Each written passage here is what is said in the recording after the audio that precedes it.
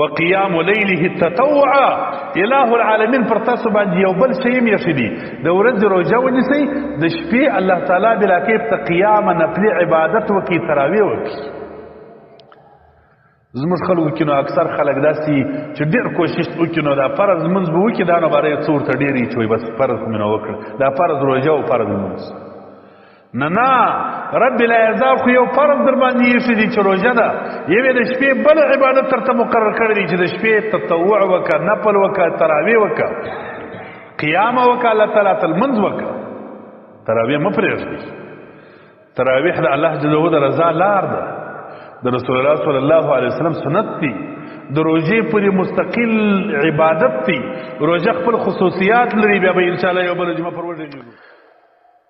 نو الہ العالمین وی روژه در باندې فرض ده پر تاسو باندې روژې راځي میاشت د روژې را روانه ده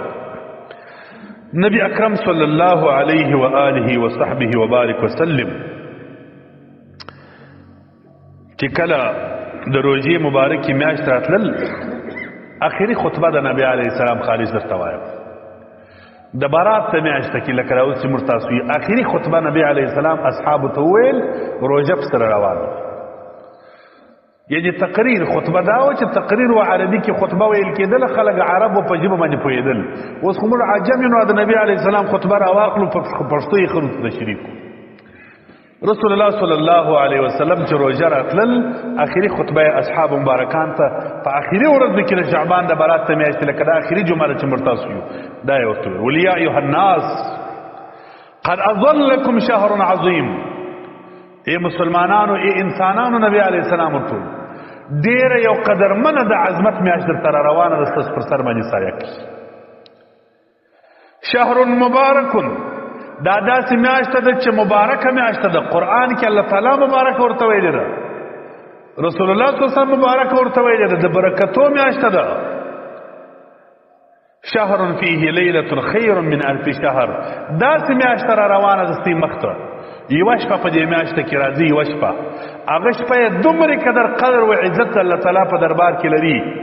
چې نور وخت زر میاشتې در باندې تېرې سي دغه یوې شپې قدر در زرو میاشتو بالا چې لیلة القدر مرتاسو ورته وایي قرآن کې پسته صورت پر نازل دی انا انزلناه فی لیلة القدر لیلة القدر خیر من الف شهر رب وایي چې زر میاشتې عبادت وکړي زر میاشتې د دې یوې شپې عبادت پر اولاد دا شپه چیرې ده دا په روژه کې روانه د روژې هر شپه به داسې غنیمت ګڼې چې تا ته د کال هر څومره قدر عبادات چې خو د دغې شپې د عباداتو په اندازه باندې د ټول کال عبادات هم د هر شپې عبادت راځي جعل الله صيامه فريضه الله بلا کیف نبی علیہ السلام صحابه ته په دې میاشت کې روزه پر تاسو فرض کړی ده روزه بنسي وقيام ليله التطوع